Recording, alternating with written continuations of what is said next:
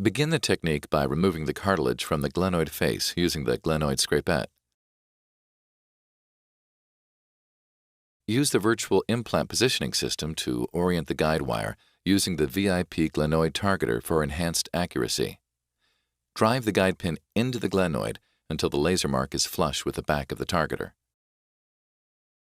The appropriate augment sizer is introduced over the guide pin. Once the area containing the greatest bony defect has been identified with the augment sizer, mark this location with a marking pen or electrocautery device.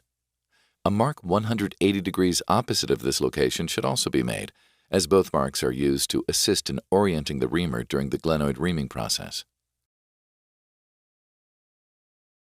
Insert the inner reamer shaft through the angled reamer sleeve. Couple the disposable angled reamer to the inner reamer shaft.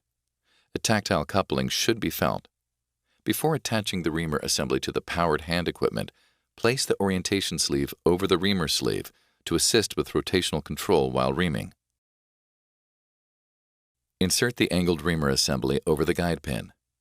Rotate the reamer assembly so the lines on the reamer shaft align to the marks that were made previously. The dotted line on the reamer shaft should be positioned opposite of the identified defect. Be careful to maintain alignment of the reamer to the marks on the glenoid. Continue reaming until the glenoid face has been reamed into a flat pane within the diameter of the selected reamer size. Place the augment trowel matching the color and angle of the previously used instrumentation onto the modular handle. Insert the trowel assembly over the guide wire and advance until the trowel face is seated on the prepared glenoid surface. Assess the fit of the trowel on the glenoid. To help determine if the trowel and prepared glenoid surface made congruent contact, rotate the trowel clockwise and counterclockwise.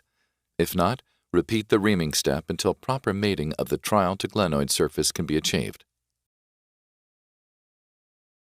Introduce the full-wedge central post depth gauge over the guide wire.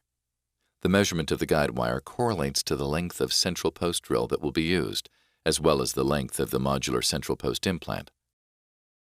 Select the drill size corresponding to the depth marking noted in the previous step. Attach the selected drill to the modular reamer shaft.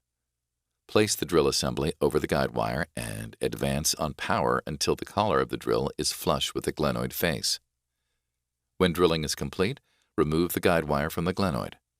On the back table, the selected base plate and central post are joined, gently placing the central post onto the base plate taper.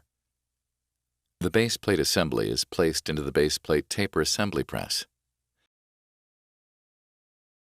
The handle of the press is then rotated until the laser line within the window of the press indicates that enough force has been applied to couple the base plate components.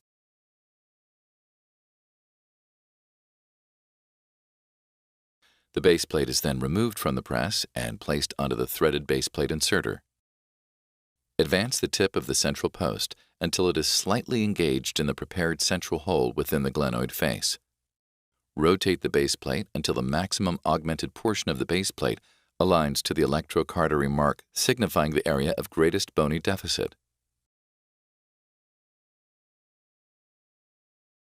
Lightly impact with a mallet until the base plate is fully seated on the glenoid face. One may choose between placing locking, fixed angle 5.5 mm or non-locking 4.5 mm variable angle screws within each of the peripheral screw holes.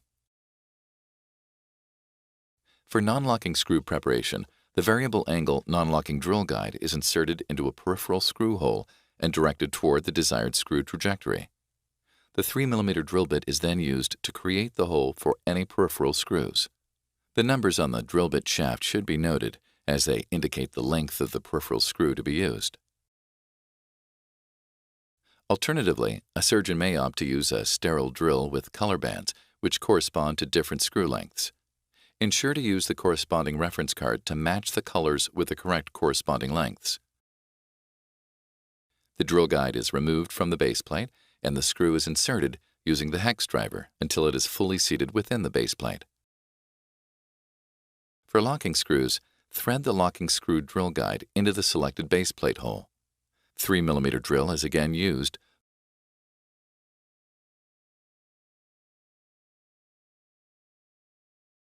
followed by the hex driver to seat the screw.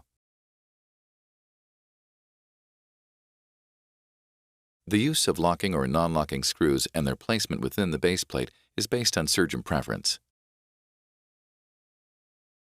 After the peripheral screws have been inserted, an over-the-baseplate peripheral reamer must be used to ensure that all soft tissue and bone is cleared from around the circumference of the baseplate.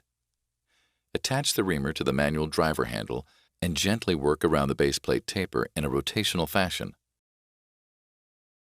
A glenosphere is threaded onto the glenosphere inserter and introduced over the baseplate taper. Provisional seating of the taper may be achieved by pushing the glenosphere onto the baseplate using the inserter handle. Once seated, the inserter is unthreaded from the glenosphere and removed. The glenosphere is then impacted onto the baseplate taper using several sharp mallet blows.